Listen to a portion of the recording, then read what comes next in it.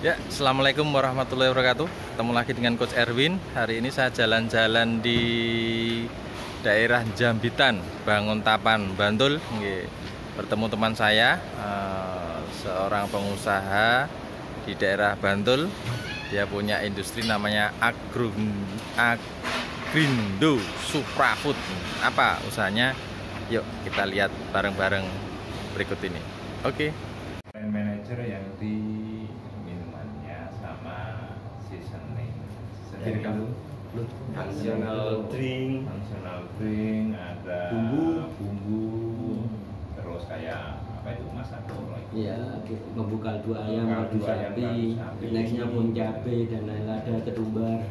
Siap. Oke, bismillahirrahmanirrahim. Assalamualaikum warahmatullahi wabarakatuh. Waalaikumsalam. Matur nuwun Pak Heri dan teman-teman dari Agrindo Suprafood. Alhamdulillah, silaturahmi yang kesekian. Oke, saya dan teman-teman ini ingin mengunjungi beberapa bisnis di umat Islam, khususnya yang ada di Kabupaten Bantul. Nah, saya Mas Erwin ini ada beberapa teman-teman, namanya Pak Muhammad Baroni, sebelahnya Pak Sulistiono dan teman-teman yang lainnya. Ya, kita pengen satu silaturahmi bisnis. Semoga bisa menginspirasi dan meningkatkan kesejahteraan bangsa Indonesia, khususnya di masyarakat Bantul. Gitu Pak Heri, kurang lebihnya. Singkat cerita, minta storytellingnya Pak Heri dari awal, kira-kira apa memang main di industri apa bagaimana Pak? Wong Bantul, monggo Pak Heri. Sebenarnya saya malu dengan tanya gitu.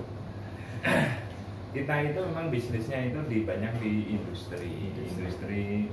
Kita bergerak dari tahun 2000. Tahun 2000 itu industri yang pertama itu tentang fermentasi nata tertutup. Kemudian tahun 2006 kita merintis laboratorium. 2006 Laboratorium analisa kayak alat lab. Misalnya Bapak mau analisain makanan ini proteinnya berapa, kandungannya karbohidrat berapa, kandungan airnya berapa. Di sini. Kalau ini laboratoriumnya di sini, tapi kantor pemasarannya di Wakil Hasim. Namanya Cani Pratama. Kemudian tahun 2007 kita sudah mulai merintis untuk distributor customer good. 2010 kita pengolahan kelapa, kemudian tahun 2012 itu untuk bikin minuman, 2014 bikin plastik, 2000 berapa lagi? Plastiknya apa aja Pak? Kayak kresek, kalia, terus sedotan. Kemudian tahun 2018 mulai merambah ke kosmetik, 2019 ke perumahan. Nah, puncaknya 2021 ini di belanja sedekah. Ya. Iya, menarik Pak Heri, belanja sedekah itu apa sih? Sekarang orang pada pengen bisnisnya levelnya warung semuanya. Nah, apa ya di-share belanja sedekah Pak Heri? Jadi gini, bisnis kita itu kan berurutan. Semuanya itu bisnis kami itu ada masalah sebelumnya. Jadi gimana kita merubah paradigma dari suatu masalah? Berarti masalah jadi bisnis Pak Heri? Ya, merubah paradigma dari suatu masalah itu menjadi suatu peluang usaha. Nah, sebenarnya kan juga Allah pun juga ini kan banyak itu di Al-Quran yang menyebutkan tentang masalah bersabar, tentang gimana cara mengatasi masalah, gitu kan? Itu kan banyak sekali. Ya, jadi tergantung sudut pandang kita ini dari mana, melihatnya masalah itu dari mana. Jadi terbukti awal bisnis saya yang nata buku itu saya juga bermasalah. Masalahnya saya kuliah di teknik kimia, udah tidak lulus, IP-nya jelek. Untung IP-nya jelek ya Pak? Untung IP-nya jelek. IP saya itu cuma 1 koma, 2 koma, gitu. Waktu itu saya ingat betul, saya memang bisnis itu hobi. hobi. Karena dulu korban sinetron. Lihat sinetron gitu kok, oh enak ya pengusaha itu dikelilingin cewek-cewek. Enak. Enak. Katanya waktu SMA waktu kuliah pernah bangkrut juga, Pak? Oh, pernah. Bangkrut itu udah suatu kayak baju lah. Wah, bangkrut kayak baju ya. Bangkrut tuh kayak baju. Cuma gimana orang itu disebut bangkrut itu kalau akhirnya berhenti berusaha, itu disebut bangkrut. Kalau orang masih berusaha terus itu bukan bangkrut, itu proses. Jadi kembali lagi awal 2000 itu saya memulai bisnis mantan cucu. Karena apa sebabnya? Karena saya kuliah tidak lulus IP-nya jelek. Saya angkatan 97. Itu saya habis bangkrut dari perikanan. Saya peternakan gurame cukup gede. Gurame cukup gede. Nah, terus kena virus herpes, guramenya mati semua. Nah, akhirnya punya utang bank, di blacklist bank, nggak bisa meneruskan. Masih kuliah sudah di blacklist bank? Oh iya. Ya Allah. Akhirnya saya tutup. Saya fokus kuliah. Saya bilang sama dosen saya itu sekarang jadi rektor, dosen wali saya itu Pak Panut. Pak Mulyono itu dosen wali saya, orang tua saya waktu kuliah. Itu kan beliau sekarang jadi rektor. Nah, saya bilang, Pak, saya mau fokus kuliah aja. IP-mu kamu jelek kok, ya mungkin karena saya fokus di bisnis. Nah sekarang saya mau rubah nih, fokus kuliah. Saya lanjutkan sampai 1 tahun fokus kuliah, sampai saya ngekos biar fokus. Ternyata IP-nya naik, naik dari biasanya 1,8, 1,9, bahkan pernah 0, nah naik menjadi 2,1.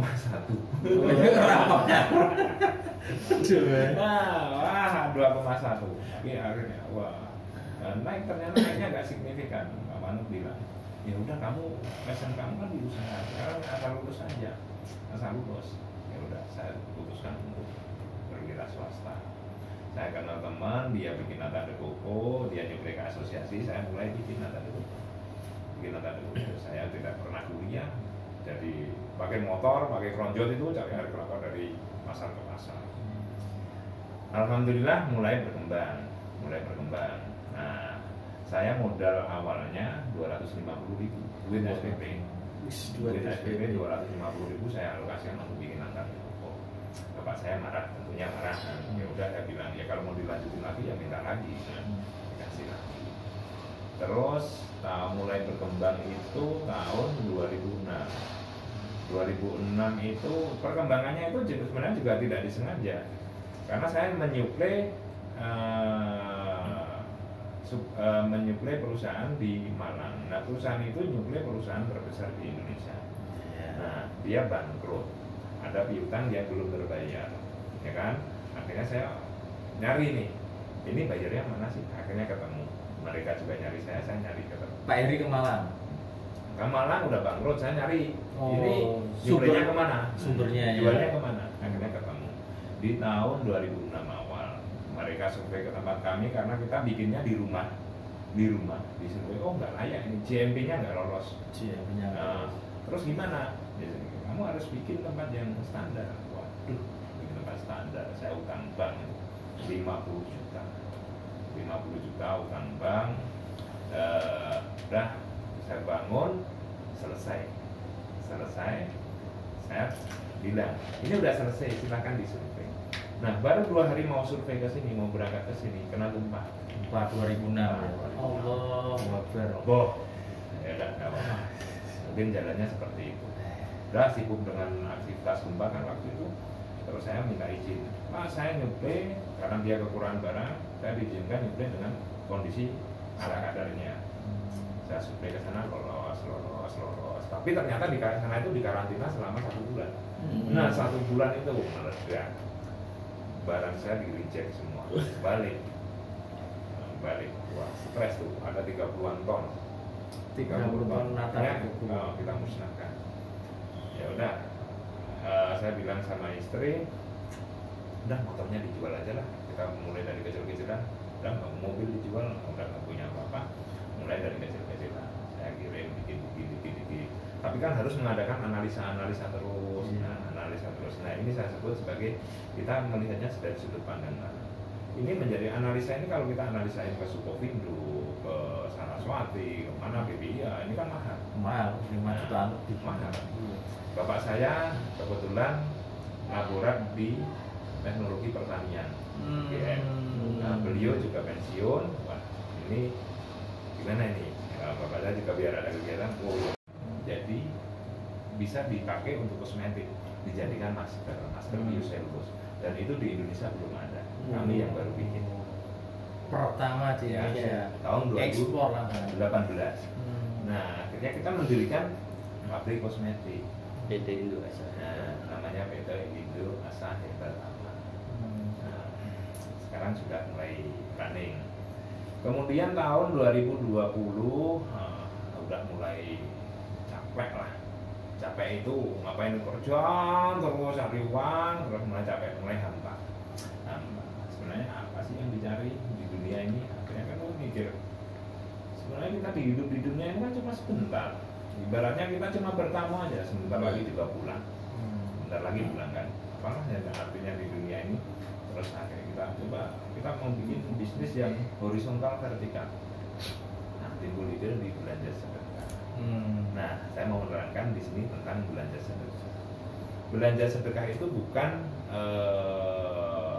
orang yang mencari sedekah. Kita mengumpulkan funding itu bukan. Tapi gimana kita menciptakan seorang itu bisa bersedekah tanpa mengeluarkan uang. Nah, maksud nggak ini? Tidak mengeluarkan uang khusus untuk sedekah, tapi dia berbelanja sekaligus bersedekah. Nah, produknya apa aja? Seluruh produk rumah tangga. Jadi kita mikir nih, sekarang ini kan untuk produk kalau kita beli produk ya untuk kebutuhan sehari-hari 99% pasti bukan produk kita. Iya. Produk luar. Iya. Ya kan? Nah, kenapa orang Muslim ini kalah terus cuma sebagai konsumen untuk memperkaya mereka? Kenapa? Brand Muslim itu tidak ada yang eksis kecuali Wardah. Nah, seiring dengan kehampaan hati tadi, kita menangkap peluang itu. Nah, anggap peluangnya, oke, aku kumpulkan tim. Saya ingin mendirikan bisnis yang bisnisnya ini horizontal vertikal. Kita bermanfaat buat orang banyak. Jadi konsepnya ada dua. Satu, amanah. Yang kedua, rahmatan lil alamin. Amanah ini produk yang kita bikin bukan produk ecek-ecek, bukan home industry, tapi produk yang bisa bersaing dengan produk nasional. Oke. Ya. Kemudian rahmatan lil alamin. Ini bermanfaat buat seluruh umat manusia, termasuk alam juga. Jadi orang ini berganti ke produk kita. Berganti ke produk kita itu sudah ada benefit, dia ikut jadi wasilah untuk sedekah. Kemudian harganya kita maksimal 80% dari harga barang yang existing di pasaran. Tapi produknya juga bagus. Nah, ini yang mungkin orang kurang memikirkan masalah ini ya. Nah, sebenarnya mau kita launching di awal April ya, awal April kemarin. Tapi coba saya gali tentang ilmu muamalah, ada beberapa yang tidak cocok dengan belanja sedekah. Jadi belanja sedekah itu berbasis aplikasi dari corporate, namanya corporate-nya PT Samaraya Indonesia. Kemudian corporate brand-nya itu belanja sedekah. Nah, di situ nanti akan membentuk agen kota. Jadi di setiap kabupaten ada agen kota. Dari agen kota itu nanti akan membentuk jalur distribusi itu agen desa. Jadi setiap perdesaan, setiap kelurahan ada agen kami di situ. Nah, agen itu akan melayani user berbasis aplikasi. User tinggal download aplikasi belanja sedekah, pilih produknya, dia order. Nanti agen desanya dia akan kirim. Dan ada keuntungan user. Satu, sekali waktu download pertama dia langsung dapat cashback 50.000. Kemudian yang kedua, setiap dia belanja, dia dapat cashback 1% sampai 3% tergantung promo. Kemudian yang ketiga, dia bisa menjadi wasilah untuk sedekah. Kalau kemarin jargon kita kan belanja kamu, sedekah kamu. Tapi ini ada suatu hal yang tidak sesuai dengan syariat. Karena ada 2 akad dalam satu transaksi. Nah, waktu mau launching kita ketemu ustadz, salah satu ustadz, wah ini nggak boleh nih. Ada ini hadisnya ini. Wah harus aku ubah ini. Berarti harus kita libat. Gak apa-apa, kita mundur. Yang penting ini bisnis ini jalan sesuai dengan syariat. Artinya kita ubah. Jadi user itu dia setiap belanja jadi wasilah sedekah senilai 2,5%, bukan dari keuntungan, tapi dari omset. Kalau Anda belanja misalnya 1 juta, berarti 2,5%-nya 25.000 ya, 25.000. Dan itu bisa dipantau dari aplikasi. Aplikasi belanja sedekah ada detail sedekahnya berapa. Kita terbuka semuanya. Dan dari sedekah yang terkumpul itu, dari 2,5% kalikan omset, kita nggak akan potong serupiah pun, karena semuanya aktivitasnya yang membiayai dari perusahaan semua. Nah, kembali lagi, produknya apa? Produknya banyak. Kita dari ini aja, dari urusan cuci. Mau cuci baju, ada deterjen cair, namanya Albaik mereknya.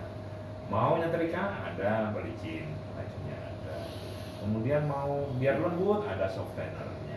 Urusan dapur, cuci piring, mau nyuci piring, ada juga sabunnya.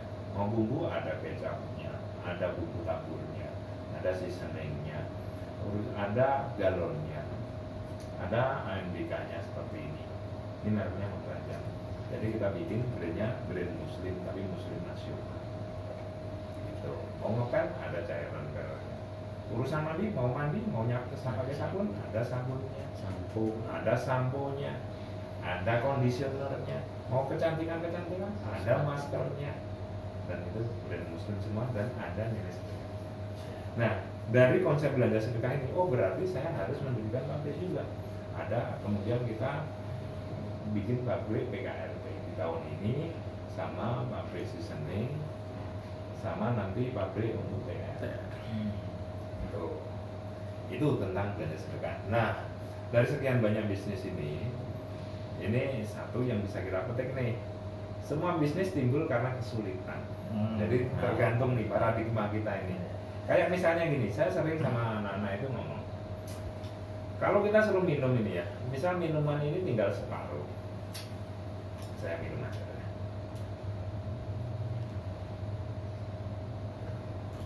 Misalnya minumannya tinggal separuh, ini minuman ini masih banyak apa enggak? Dan bilang, wah masih banyak. Ada bilang, wah kok sedikit sekali. Tergantung kita posisinya di mana. Kalau kita di tengah gurun pasir, kita kehausan, minuman segini ini sedikit banget. Tapi kalau kita ini di tengah kondisinya hujan, kita habis minum, kita udah nggak kehausan, kayak itu di sini wah banyak banget. Ya tergantung paradigma kita. Jadi dari sekian bisnis itu akhirnya saya tinggalkan semua. Saya kasih profesional semua. Untuk minumannya Pak Gani, untuk seasoningnya ada Pak Gani, ada Pak Yuda, untuk PKRT-nya ada, untuk kosmetiknya Bu Rosa, untuk nata dukunya Pak Karno, untuk distribusinya Pak Rito. Udah saya serahkan. Saya fokus di belanja sedekah. Oke. Itu sekilas tentang kami seperti itu. Meskipun dalam bisnis pasti banyak sekali rintangannya, pasti banyak. Hambatannya pasti banyak. Oke, itu teman-teman, tunggu aja belanja sedekah dari Pak Heri. Kita akan launching secara nasional dan nikmati belanja sedekah produk-produk muslim di seluruh Indonesia untuk 100% Indonesia.